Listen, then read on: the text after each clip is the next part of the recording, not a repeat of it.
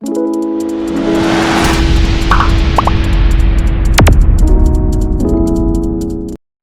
Friends, welcome to my channel. వ్యవసాయ రంగంలో రైతులు ఎదుర్కొనే సమస్యలు చాలా ఉంటాయి. ఏదైనా ఒక పంట పండించాలి అంటే దానికి వాళ్ళు పెట్టే పెట్టుబడి చాలా ఉంటుంది. చివరగా వాళ్ళకి పంట చేతికి వచ్చాక దాన్ని అమ్ముదామంటే ఎవరు సరైన ధర కల్పించరు. అంటే వాళ్ళు పెట్టిన పెట్టుబడికి మించి కనీసం ఈ మాత్రం లాభం వస్తే బాగుంటుంది అని వాళ్ళు ఆశిస్తూ ఉంటారు. కానీ అది అన్నిసార్లు వాళ్ళకి అనుకూలంగా ఉండదు. అండ్ చాలాసార్లు రైతులు నష్టపోయి ఆత్మహత్యలు చేసుకోవడం లాంటివి చూస్తూ ఉంటాం.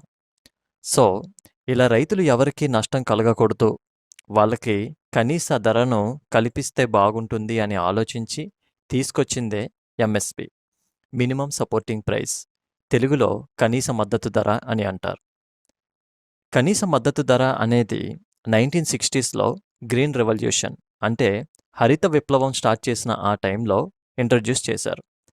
దీని యొక్క ముఖ్య ఉద్దేశం ఏంటి అంటే, రైతులకు నష్టం కలగకూడదు, వ్యవసాయం భారం కాకూడదు, రూరల్ ఏరియాస్‌లో ఉంటున్న వాళ్ళందరినీ కూడా వ్యవసాయ రంగంలో పాలుభాగస్తుల్ని చేసి, వ్యవసాయం పట్ల ఒక నమ్మకం కలిగించాలి. ఇదంతా ఎప్పుడు సాధ్యమవుతుంది? పండించిన పంటకు మార్కెట్‌లో గిట్టుబాటు ధర బాగున్నా, బాలేకపోయినా రైతు ఎక్కువగా నష్టపోకుండా చేస్తే అప్పుడు బాగుంటుంది అని ఆలోచించి, స్వయంగా గవర్నమెంట్ ఆఫ్ ఇండియా పండించిన పంటను కొనుగోలు చేయడానికి ముందుకి వచ్చింది. మార్కెట్‌లో ధర ఎలా ఉన్నా సరే, మేమైతే మీకు ఖచ్చితంగా ఇంత రేటుకు మీ పంటని కొంటామని ఒక భరోసా కల్పించింది. అదే ఎంఎస్‌పి. మొదట్లో ప్రభుత్వమే మన పంటను కొనుగోలు చేస్తుంది కదా అని చాలా చోట్ల వ్యవసాయం చేయడం ప్రారంభించారు. కానీ కాలం గడిచే కొద్దీ వ్యవసాయ రంగంలో పెట్టుబడి ఎక్కువవుతూ వచ్చింది. ప్రభుత్వం ఇచ్చే కనీస మద్దతు ధర వాళ్ళకు అంత సంతృప్తికరంగా లేదు. అందుకని రైతులు వాళ్ళు నిరసనలు తెలుపుతూ వచ్చారు. కనీస మద్దతు ధర అనేది మాకు మేలు చెయ్యట్లేదు, దానిని పెంచాలని కోరారు. మరి ఎంత పెంచాలో, ఎలా పెంచాలో గవర్నమెంట్‌కి ఎలా తెలుస్తుంది? అందుకే ఒక కమిషన్‌ని ఏర్పాటు చేశారు. Commission for agriculture costs and prices. వీళ్ళు ప్రతి సంవత్సరం ఆ సంవత్సరంలో ఏదైనా ఒక పంటకు ఒక రైతు ఎంత పెట్టుబడి పెడుతున్నాడు, ఆ సంవత్సరంలో ప్రకృతి వైపరీత్యాలు ఏమైనా ఉన్నాయా, వెదర్‌లో ఏమైనా మార్పులు ఉన్నాయా, నీటి సదుపాయం ఎలా ఉంది, లేబర్‌కి ఎంత ఖర్చు పెడుతున్నారు, మార్కెట్‌లో డిమాండ్ ఎలా ఉంది, ఇలాంటి విషయాలు అన్నీ ఎనలైజ్ చేసి కనీస మద్దతు ధర అనేది పెంచుతున్నారు. అంతా బాగానే ఉంది కదా! ప్రాబ్లమ్ ఎక్కడుంది మరి? కనీస మద్దతు ధర ఇస్తున్నారు, బాగానే ఉంది. కానీ అన్ని పంటలకు కనీస మద్దతు ధర అనేది ఒకేలా ఉండదు. కొన్ని రకాల పంటలను వేసిన వాళ్లకు మేలు జరుగుతుంది. అలానే వేరే పంటలు వేసిన వాళ్ళకి నష్టం కలుగుతుంది. అయితే ఈ నష్టం వచ్చిన వాళ్ళు ఏం చేస్తున్నారు? వేరే పంట వేస్తే లాభం వస్తుంది కదా అని వాళ్ళు కూడా పంట మార్చేస్తున్నారు. సపోజ్ మీరు ఫస్ట్ గోధుమలు పండించారు, కానీ సరైన రేటు రాలేదు. అదే టైంలో వరికి మంచి రేటు వచ్చింది అనుకోండి. అందుకని ఈసారి ఈ గోధుమలు వేయకుండా వరి వేస్తారు. ఇలా చేయడం వల్ల ఏమవుతుందంటే, వరి పండించే వాళ్ళ సంఖ్య ఎక్కువైపోతుంది. గోధుమలు పండించే వాళ్ళ సంఖ్య తగ్గిపోతుంది. ఆటోమేటిక్‌గా ఏదైతే తక్కువగా అవైలబుల్‌గా ఉంటుందో దానికే డిమాండ్ ఎక్కువ కాబట్టి, అలాంటి పంటలకే మళ్ళీ రేటు మంచిగా ఉంటుంది. ఇదేమైనా పెద్ద ప్రాబ్లమా? రైతులకు సరైన గైడెన్స్ ఇస్తూ, ఏ టైంలో ఏ పంట వేయాలో చెప్తే సరిపోతుంది కదా! అందరూ లాభపడతారు కదా అని అనుకోవచ్చు. అది కూడా జరిగింది.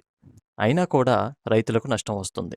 ఎలా అంటే, గవర్నమెంట్ కొనుగోలు చేస్తున్న ఈ పంట చాలా వరకు పబ్లిక్ డిస్ట్రిబ్యూషన్‌లో సప్లై చేస్తూ ఉంటారు. అండ్ మిగిలినదంతా కూడా ఎప్పుడైనా ఎమర్జెన్సీ టైంలో ఉపయోగపడుతుంది అని ఆహార నిల్వలు మెయింటైన్ చేస్తూ ఉంటారు.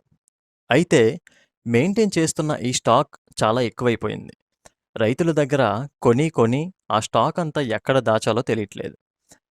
అందుకే అందరి దగ్గర కొనుక్కొని దాచుకునే అంత స్తోమత గవర్నమెంట్‌కి లేకపోవడం వల్ల చాలామంది రైతులు నష్టపోతున్నారు.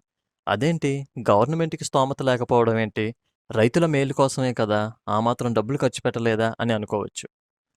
మనకు గవర్నమెంట్ బడ్జెట్ ప్రవేశపెట్టేటప్పుడే డిసైడ్ చేసేస్తారు. ఏ రంగానికి ఎంత ఖర్చు పెట్టాలి అని. ఉన్న డబ్బంతలో ఎక్కువ శాతం అగ్రికల్చర్‌కి కేటాయిస్తే మిగిలిన రంగాలు వెనకబడిపోతాయి. అలానే దేశం ఆర్థికంగా కూడా చాలా ఇబ్బందులు ఎదుర్కోవాల్సి వస్తుంది. నిజానికి గవర్నమెంట్ అగ్రికల్చర్ సెక్టార్‌లో చాలా డబ్బుని ఖర్చు పెడుతుంది.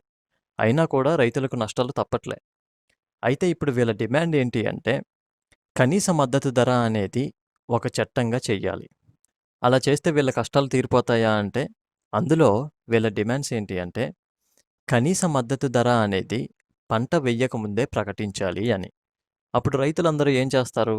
ఎంత ధర ఉందో చూసుకొని, దానికి తగ్గట్టుగానే లేబర్ ఖర్చులు, పెట్టుబడి అన్నీ చూసుకొని ఎంత పండించాలో అంతే పండిస్తారు. అండ్ మరొక డిమాండ్ ఏంటి అంటే, కనీస మద్దతు ధర అనేది ఎంఎస్ స్వామినాథన్ గారు చెప్పిన ఫార్ములా ప్రకారంగా చెల్లించాలి అని. ఎంఎస్ స్వామినాథన్ గారు ఏం చెప్పారు? ఒక రైతుకి ఏదైనా ఒక పంట వేసినప్పుడు దానికి ప్రొడక్షన్ కాస్టు, లేబర్ ఖర్చులు, ల్యాండ్ రెంట్, ఇంకా ల్యాండ్‌కి ఏదైనా ఇతర ఖర్చులు పెట్టుబడిగా పెడితే అవి అండ్ వీళ్ళు పెట్టిన మొత్తం పెట్టుబడికి కొంత ఇంట్రెస్ట్‌ని వీటన్నిటితో పాటుగా 50% ప్రాఫిట్ వచ్చేలాగా ఇవ్వాలని చెప్పారు. ఈ ఫార్ములా ప్రకారంగా ఇవ్వాలని రైతులు డిమాండ్ చేస్తున్నారు.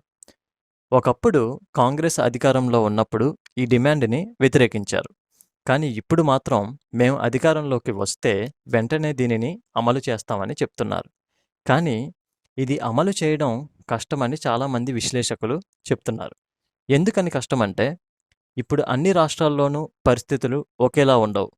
అన్ని రాష్ట్రాల్లోనూ అన్ని పంటలు పండవు.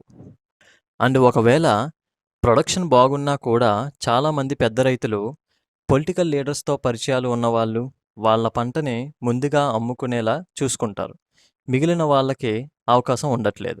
అండ్ వాళ్ళు నష్టపోతున్నారు.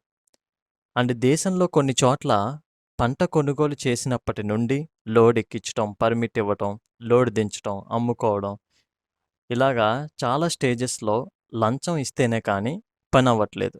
సో, కనీస మద్దతు ధర బాగున్నా కూడా లంచాలు అరికట్టలేకపోతే వాళ్ళకి మిగిలేది ఉండదు, మేలు జరగదు. All India financial inclusion survey ప్రకారం 1990 నుండి 2019 మధ్యలో చూసుకుంటే యావరేజ్‌గా ఫార్మర్ ఇన్‌కమ్‌లో 3% గ్రోత్ మాత్రమే కనిపిస్తుంది. కొంతమంది క్రిటిక్స్ ఏం చెప్తున్నారు అంటే, నిజంగా ఒకవేళ కాంగ్రెస్ గవర్నమెంట్ ఎంఎస్‌పిని రైతులకి అనుకూలంగా చెయ్యాలి అనుకుంటే, ఆల్రెడీ కర్ణాటక, తెలంగాణలో వాళ్ళ గవర్నమెంటే ఉంది కాబట్టి, అక్కడ అమలు చేసి చూపించండి అంటున్నారు. ఏ పార్టీ ఏం చేస్తారు, ఎవరు చేస్తారు అని కాదు.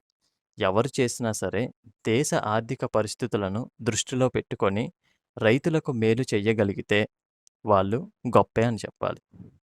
Please do like, share and subscribe to my channel. Thank you.